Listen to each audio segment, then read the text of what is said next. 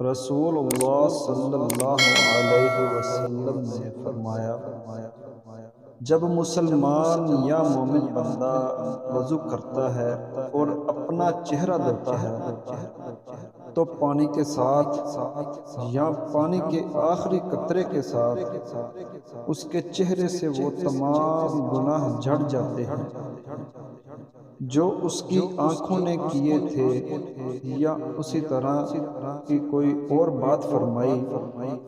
پھر جب وہ اپنے ہاتھوں کو دھوتا ہے تو پانی کے ساتھ یا پانی کے آخری قطرے کے ساتھ وہ تمام گناہ جھڑ جاتے ہیں جو اس کے ہاتھوں سے ہوئے ہیں، یہاں تک کہ وہ گناہوں سے پاک و صاف ہو کر نکلتا ہے۔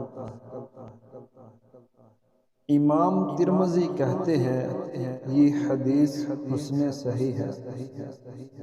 اس باب میں عثمان بن عفان، ثوبان، صنابحی، عمرو بن ابسہ، سلیمان اور عبداللہ بن عمرو رضی اللہ عنہم سے بھی احادیث آئی ہیں۔ صنابحی جنہوں نے ابوبکر صدیق رضی اللہ عنہ سے روایت کی ہے، ان کا سماع رسول صلی اللہ علیہ وسلم سے نہیں ہے۔ ان کا نام عبد الرحمن بن اسیلہ اور کنیت ابو عبداللہ ہے۔ انہوں نے رسول اللہ صلی اللہ علیہ وسلم کے پاس سفر کیا، راستے ہی میں تھے کہ رسول اللہ صلی اللہ علیہ وسلم کا انتقال ہو گیا۔